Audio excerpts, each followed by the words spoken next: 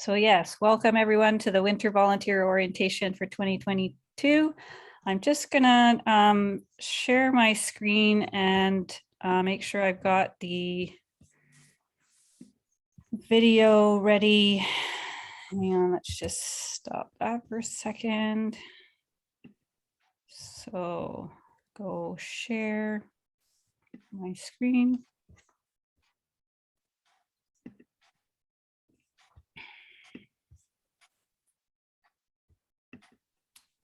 We're going to do about 6 minutes from here. And actually that slide shows what we're going to do tonight, the history of the site, Maplewood Flats, and then the values of our society, and then why get more involved as in a volunteer capacity, which different ways can you get involved, and then we'll do a Q&A. So I'm just going to play this and hopefully you'll be able to hear it. And then we'll get going. So I wanted to include this kind of photograph, or aerial photograph of the Maplewood Flats area. It's the earliest one I could find of 1926, just to kind of compare it to what it was even within the same century. And it's obviously going to be more developed now, 30 years later. And we say that Maplewood Flats has the last piece of salt marsh habitat in the Burrard Inlet, but really it's just a small portion of what it was and, well, what we wish it could still be.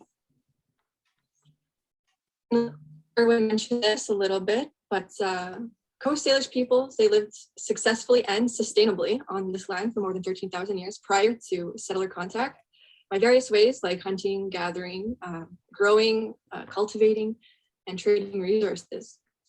And then at around 1859, some arbitrary exclusionary lines started to be drawn on British or Western maps. And obviously, this has had some consequences for First Nations people locally and pretty much all over North America since then. And we see the echoes of this to this day. I'm sure a lot of you are aware of this. And if you're interested in learning more about the history of Indigenous peoples, at least locally, I highly recommend the Indigenous History and Burnaby Resource Guide. It won an award this year for outstanding educational achievement. So take a look at that if you're interested. And then in the early 1900s, as it was kind of the name of the game, forestry, there was extensive logging of the forests surrounding Burrard Inlet, including in Maplewood Flats. And it began to pick up, and it would be common to see large log booms such as this out on the water. And historical relics of these log booms remain to this day in the form of these sort of vertical pilings. Do you see there? Which now serve as mounting posts, or we also call them dolphins, for over 100 nest boxes that we put up for purple martins that return each spring. So it has uses in these modern times. And then in the mid 20th century, a sand and gravel company ran a mill and extracted gravel in the Maplewood Flats area and across Dollarton Highway. You see this kind of blown up grainy photo I wanted to include just because it has this cool thing here, which is when you come to Maplewood Flats, you'll likely cross a bridge to get out over onto the west side. And underneath that bridge is a channel of water. And what you might not realize is that channel was built during this era in order to transport the extracted gravel and sand from the mining pits. And so we call that the barge channel now. And this picture is kind of just looking over into Burrard Inlet from Dollarton Highway. So it's pretty interesting. And then since the late 1800s, a range of working class people, from artists to industry workers that were unable to afford expensive housing, actually started to build and live in these squatter shacks, not unlike this one, among the mud flats in Burrard Inlet and in front of Maplewood Flats.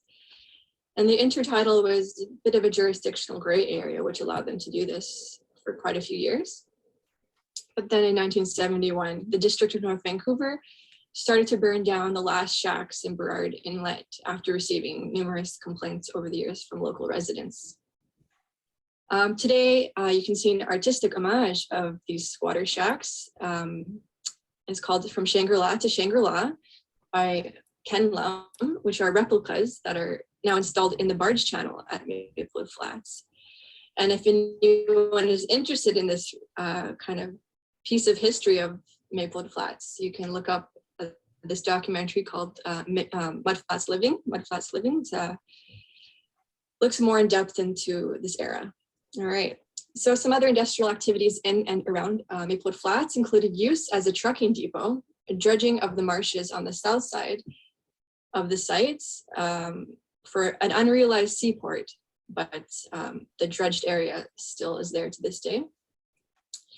And Maplewood Flats was also used as a dumping site for all sorts of construction debris like pavement, concrete, metal, etc., and garden soils. And if you have an eye out and you're looking at the beaches, you can actually still see some of this debris poking out. So it's very obviously a post-industrial site if you know how and where to look. But yeah, in 1993, the community and local environmental groups were successful in lobbying the District of North Vancouver to designate the site as a conservation area. And then the beginnings of the Wild Bird Trust is formed. And just a quick note about the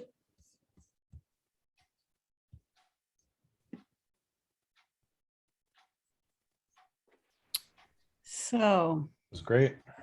Good bit of history. Yes. Can I jump in here, Leanne? Or? Yeah, sure. Awesome. Thank you.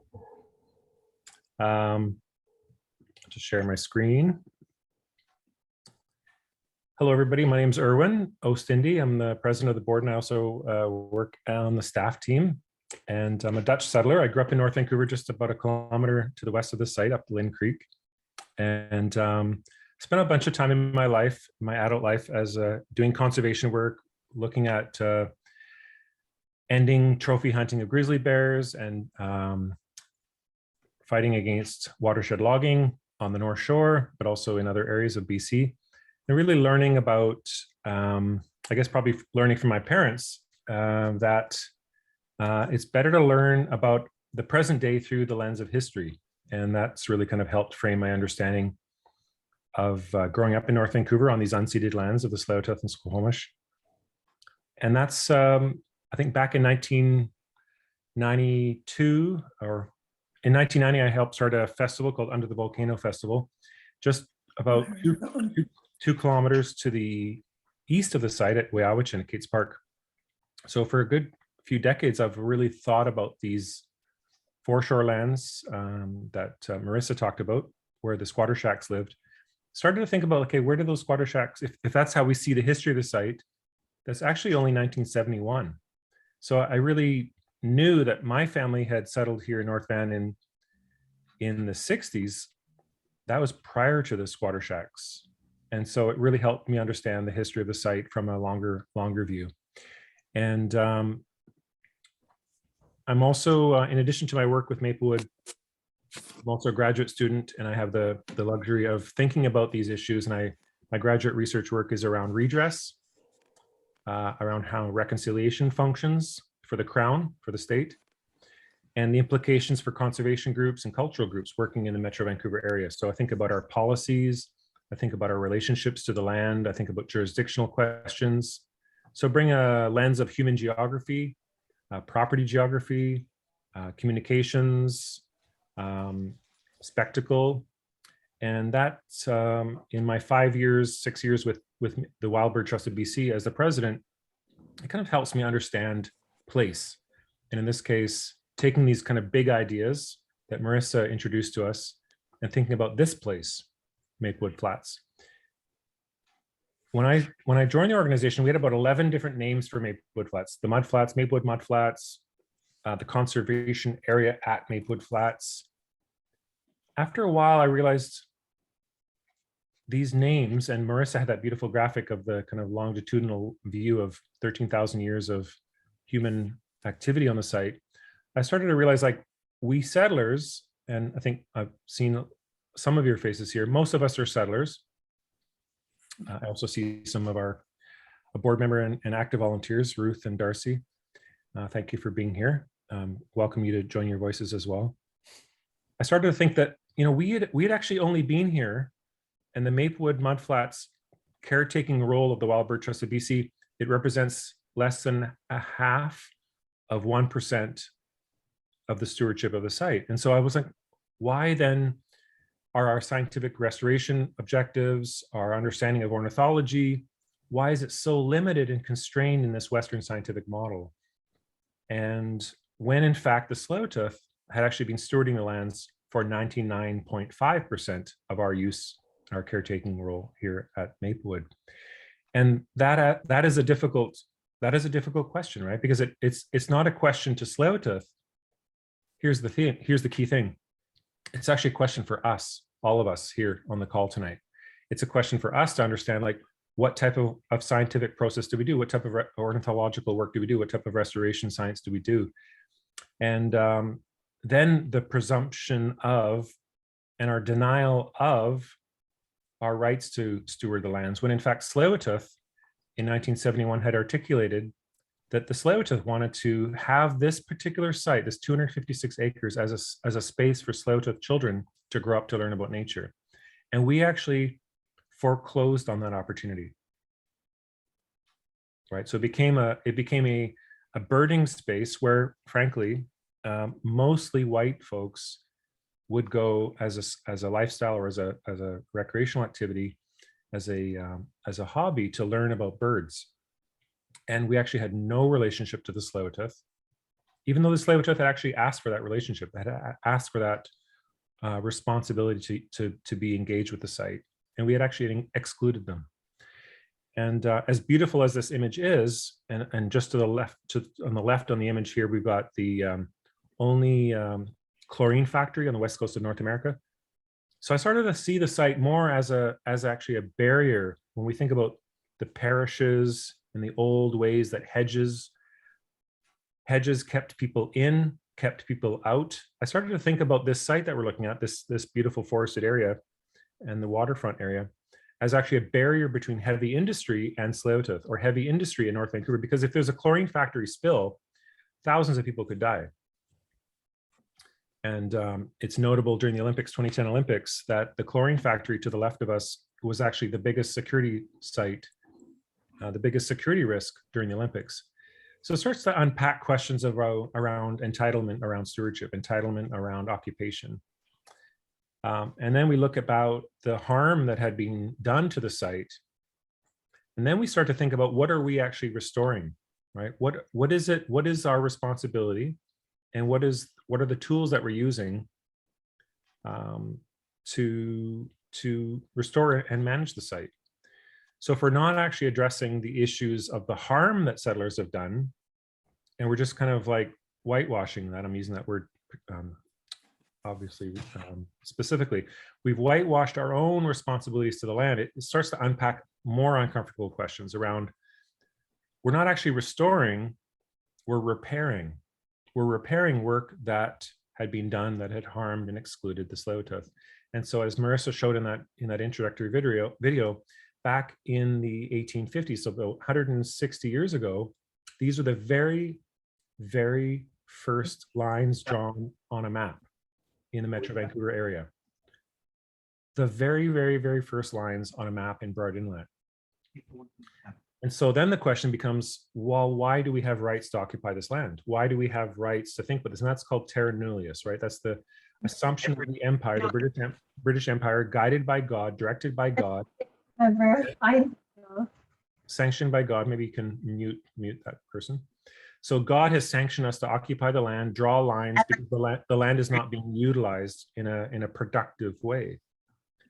And so again, more unpacking.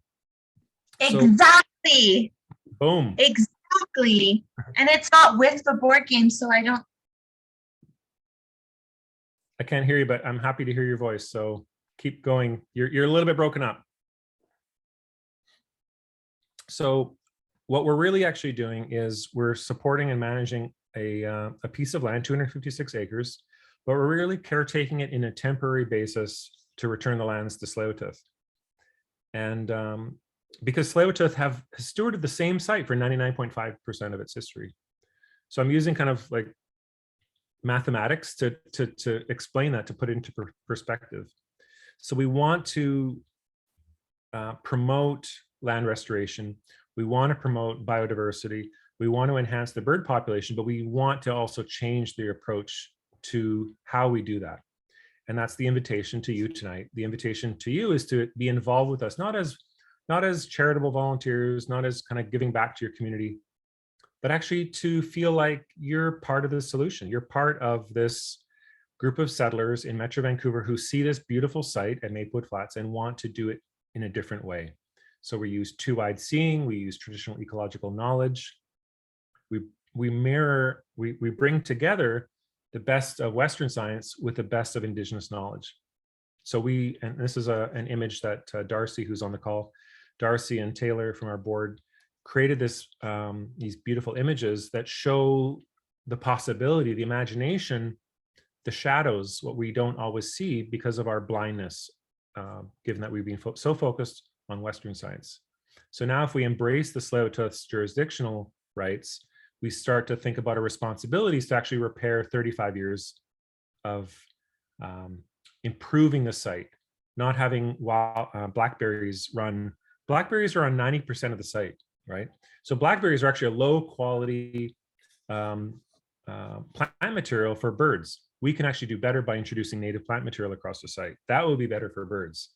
The programming and the messaging we do, if you're interested in programming, culture, education, this image shows that through policy, and I don't know if any of you are policy geeks like me, but if you are, please, let's use your voice later on. By bringing in a decolonizing strategy around not just about the land, but even who we are and what we do and how we do it, we think about like, whose voices do we have? So in 2015, when I joined the organization, we had no recognition, no voices of Indigenous knowledge, right? And so then in 2017, by saying, hey, actually, we can do this differently, let's start to include different voices, 14%, 2019, 30%. Now it's around 50%. So just by making, and this is why I'm showing this to you, because it's kind of like quantitative data, right? Quantitative data tends not to lie. Qualitative data can be subjective, it's someone's opinion, but quantitative data actually shows when we do good policy work, the data will actually show that it'll follow through. Hello, Vishnya and your partner. I just see your partner now showing up on the screen. In the forest there, hiding in the forest. Hello. So policy geeks, if you're there, welcome, welcome. The programming committee is a great place for this type of work. If you want to introduce Indigenous knowledge in an educational way, we host thousands of school kids. We host brownie groups. We host private school, public school groups. Sonakala Weiss, Squamish Ethno-Botanist, she's our programs coordinator. Thrilled to have her. This is a great way that you can be involved in shifting the way we tell our stories. I'll just end with that, and then maybe shift over to. So here's our beautiful nature house that Leanne was talking about. Signage, information. What is the story we're telling our visitors? 80,000 visitors. What is the story we're telling? So when people walk into the site, we want to welcome them. So what is the story that we're telling? In our magazine, Wingspan, which is a gorgeous publication, if any one of you are writers, we're just working on our Wingspan magazine right now. Let Leanne know if you'd love to do that with a magazine, poetry, writing, scientific or cultural writing. Signage systems. Signage systems are kind of the entry point to communicate. It's funny, sometimes we say internally, we say, hey, don't have a fire over here. And then over here, we have a sign that says the fire risk warning is over here, is this. Or we say, don't harvest shellfish because it's toxic. And then we have no fence guarding the public from walking onto the beach. So we're confused ourselves. We're sending mixed messages to the public. And so what we want our crew, you and Leanne and myself and Darcy and Ruth and everybody else, we want to be with a kind of coordinated message that you're here on the site in an affirmative way. This is how you use the site. We don't jog and bike on the site because this is a place for birds. It's a sanctuary for birds. So we don't need to have jogging and biking, not because we're all rule makers and we don't like bikes, but it's because there's an appropriate behavior on the site. If Tsleil-Waututh are having a ceremonial fire on the mud flats, we say, oh, no, don't, you're not allowed to have a fire because this is a bird sanctuary. Well, hang on a sec. If we understand that Tsleil-Waututh have always been here, and for 99.5% of the history of the site, they've had fires on the beach, well, who are we to say, no, you can't have a fire on the beach? So it's changing our thinking about what is appropriate behavior and coaching and educating and supporting people. So this is a bunch of the work that we're doing. This is a gorgeous image that Taylor, one of our board members, she's provided us an idea of how Tsleil-Waututh will be using our nature house, right? So they'll be creating, crafting, carving, teaching the children. We've got the Tsleil-Waututh program, 55 Tsleil-Waututh children using the site as an educational space. It's a great honor for us to host the nation and host the children. That's the building that we're building. So if you're interested in building projects, let me know because we need some more crew on the building project. Darcy, do you want to talk about this image? Feel free to unmute yourself. What I see here is a Squamish person or Tsleil-Waututh person teaching traditional knowledge to a mixed group of people, children, families. Yeah, Darcy, that image was hi.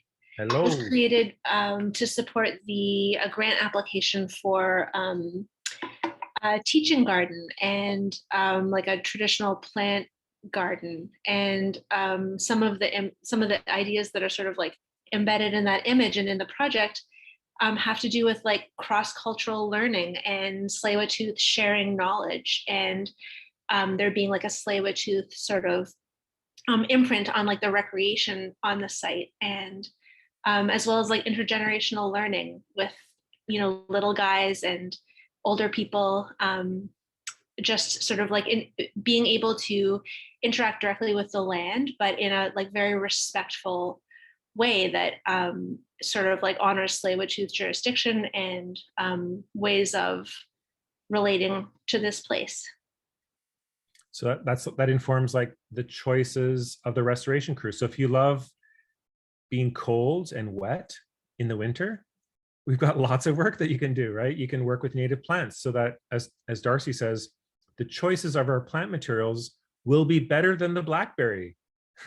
That's not rocket science, that's just basic. So the planting is both an activity that you can do, but it's also a reconciliation activity, right? We're doing reconciliation through conservation. We're doing reconciliation through our choices of reintroducing native plant material to a damaged site, right? So that's why we use the term repair.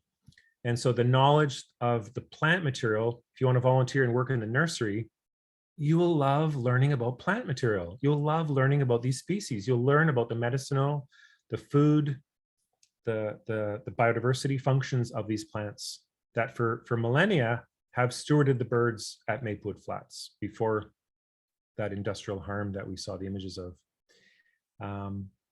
Yeah, so that is some images. Leanne, I'm going to send it back to you, but I just wanted to reinforce the fact that what I've done in my presentation, I've given you a bit of a taste that there's different roles. You don't, you know, if you want to be supporting admin and the mail outs, or if you want to be on a fundraising committee, or if you want to be on a habitat committee or a programming committee, there is work that you can participate in. And we don't want charity. We want people to show up because they understand this beautiful opportunity, this special space in Metro Vancouver where we're trying to do things differently. And I think we're one of the first conservation organizations in Canada, which is going to be successfully decolonizing itself, right? So in March of 2022, when all of you show up at the AGM, we'll be electing a new board that is majority Tsleil-Waututh and Squamish, and we'll be one of the first conservation organizations in BC to actually kind of back out of this kind of colonial assumptions of rights to occupy the site.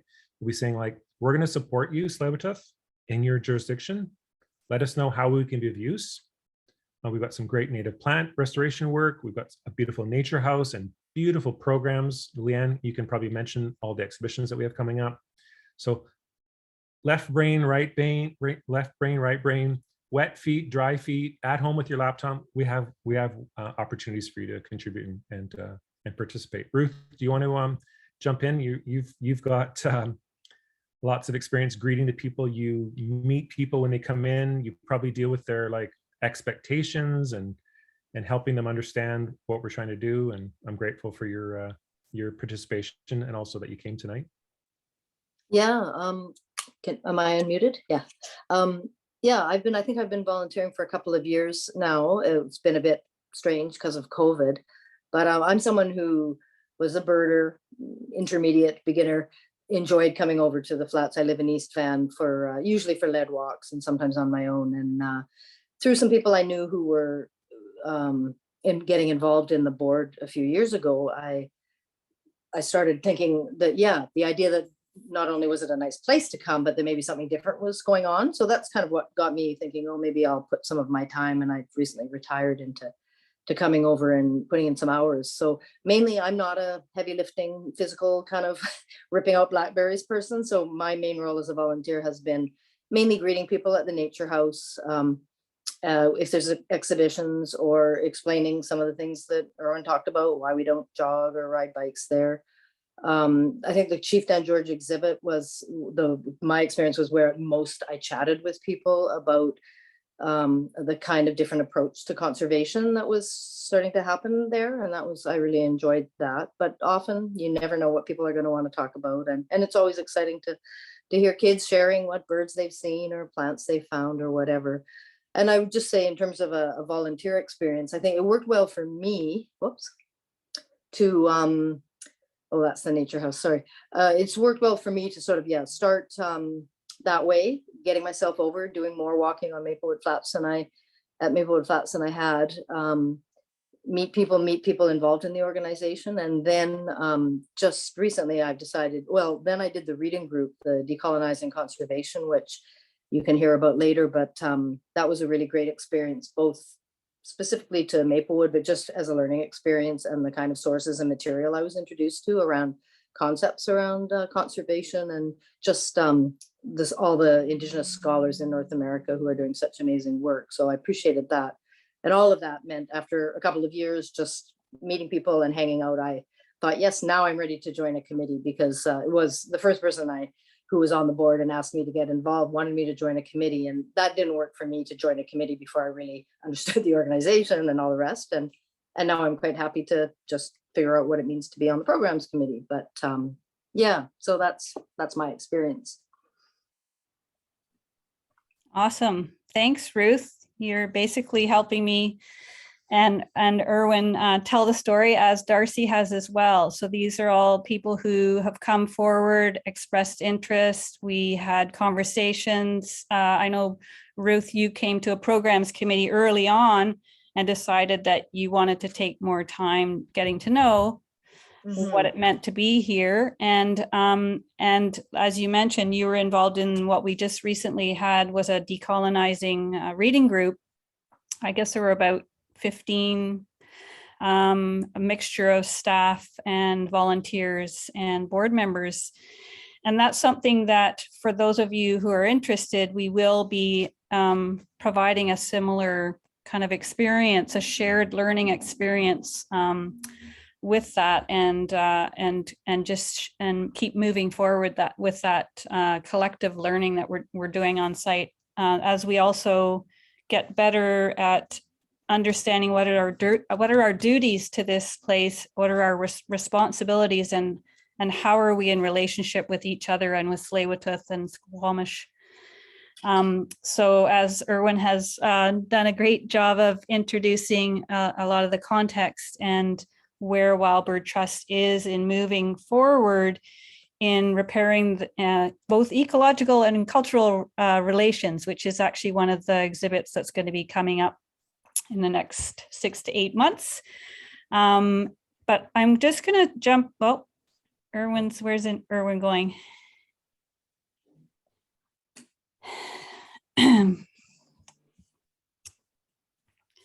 So yeah, if we could just move to the mandate one, the next slide. So Erwin's already touched on a lot of the values, but this is just a useful slide because it provides our mandate, which is to provide wild birds with sanctuary through ecological protection and restoration, and support communities with education, culture, and reconciliation programs.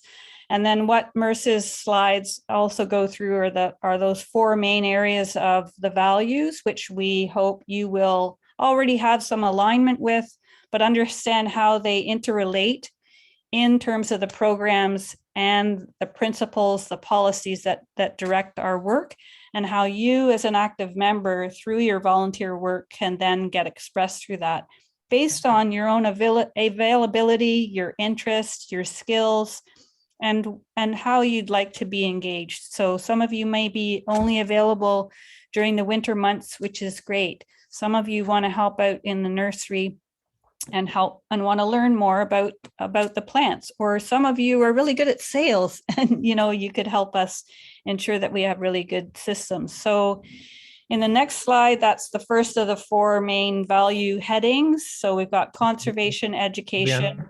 Leanne, I'll also mention, when you read that mandate, the values, it really reminded me when you read that and you talked about reconciliation, that there are sites like Stanley Park Ecology Society, right, that have lots of volunteers, or the aquarium that have lots of volunteer opportunities. And those sites don't include things like reconciliation. So I'm not putting shade on them, but I'm really amplifying and putting daylighting on us that we are a unique site in Metro Vancouver where you can do that beautiful work that supports the health of the bird population, but it also takes in those cultural values. Yeah, and one example of that we're moving forward with is decolonizing ornithology. So when you say, what is it that's different about what we do? We still value the bird knowledge that people bring to the site, but we also want to make it more broadly accessible. We want it to make it more specific to this site. So that's part of the reconciliation. And the other term that we use is redress. Our education is going to help with that. Our exhibits, our Osprey Festival that we have every year, those installations are ones that were installed in 2018. That's Ocean Highland. She's from Tsleil-Waututh. And those are images of her Tsleil-Waututh community members in their traditional clothing. And then there's some images of Osprey Festival and an image that was part of a school exhibit that a former board member brought from her school. So now just to make sure that everyone knows that becoming a volunteer means becoming a member.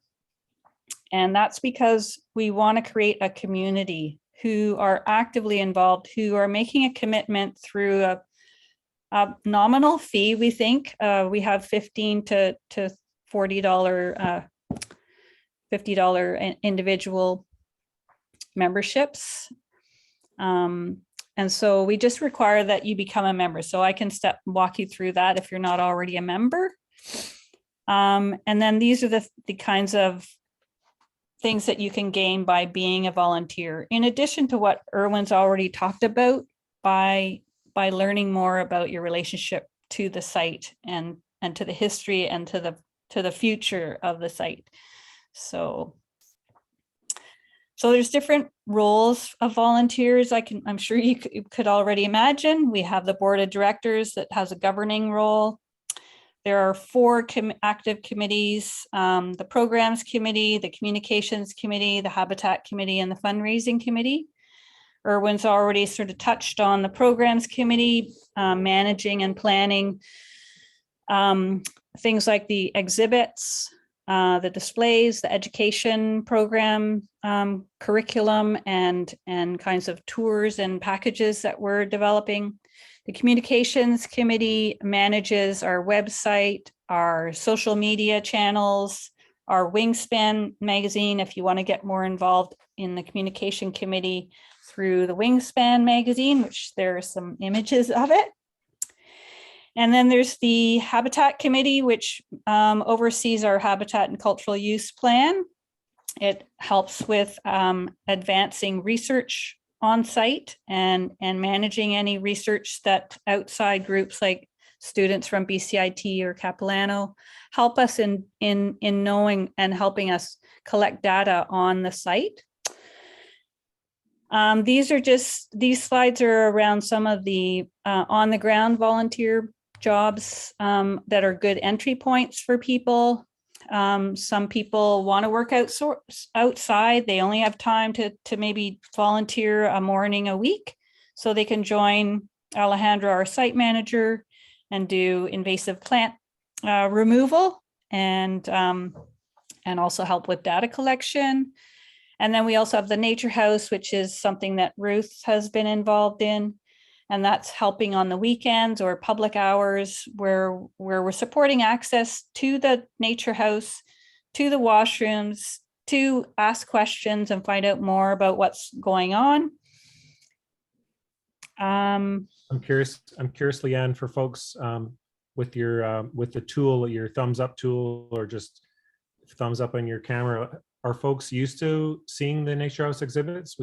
We've been it's actually not been a big historical project. It's really only been activated in the last 2 years. So we're now normalizing, for example, Leanne, the native plant show that's coming up in March is a chance for folks who are in the nursery or public walking by and picking up a plant that they can actually go inside the Nature House and learn about those plants.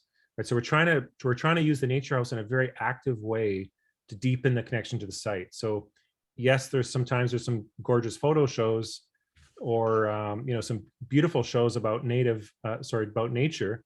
But actually what we really want is we want the Nature House to be an educational space where people learn about these ideas. So I was curious if folks have been inside and checked out those shows. Yeah, and we also want it to be a place where we are engaging with young children and who are doing activities on the site through our programs. We want it also to be a display area for what they're learning and what they can share with us about how we can learn about what's on site. So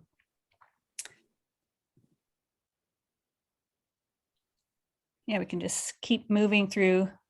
Just giving you an idea of certain jobs, roles, tasks that we need help with that, if you're someone who only is available in the summer, we've got the Osprey Festival. We need help with producing that event, putting it on, maybe helping with doing some of the video tech or the sound tech. Maybe you're helping with the food services. And then the nursery is it's sorry, great. Leanne, I'll just mention, you were just talking about the Osprey Festival. Yeah. We've got the World Water Day coming up in March the 26th. So it's 7 weeks from now. It'll be like a mini festival. There'll be nature stations, learning about climate change, about sea level rise, the fact that there will be no Maplewood Flats in 60 years because of the flats being subjected to the sea level rise. So that's a great chance to deepen your knowledge about that and connect to a few hundred people that day who will be walking across the site learning about sea level rise. So again, lots of public events, and we have lots of partnerships. We really encourage that event. The World Water Day will be with the Dutch government, District of North Vancouver, Tsleil-Waututh, City of Vancouver, UBC, SFU. So lots of partnerships. We love partnerships. Yeah. And the nursery, just so you know, will be reopening again middle of March. And we are, based on our success last year, we are going to have a lot more plants at the beginning of the season. And so people who have some knowledge about plant sales and plants themselves, please come out. We will also have opportunities for those who want to learn more, because we anticipate this will be a very busy nursery season. And maybe the next one, I can't remember now what the next. Yeah, and then just a few other roles. So I thought the last one around working groups and special projects, it's really important for us to know kind of more about what are your ideas? Do you have something in mind that you want to bring on site? So we're also open to that kind of engagement. You don't have to fit into our tidy little boxes of roles and projects. In terms of special projects, Erwin already alluded to the demonstration garden. So that's another one. And just to show you, like we're growing at such a fast pace. We're taking on new partnerships. We're building 6 native plant gardens in local North Vancouver schools, elementary and high schools. We're building a program where we're going to be bringing Tsleil-Waututh youth and local North Vancouver and Metro Vancouver youth to do restoration of the pond system, because we've kind of left the pond system for 20 years to kind of infill, and there's been a lot of erosion of the pond system. So we're actually not achieving our biodiversity goals of the pond system. So that's a whole new program. We're going to be hosting 30 young people. So maybe you want to be supporting young people's education. So lots of new ideas.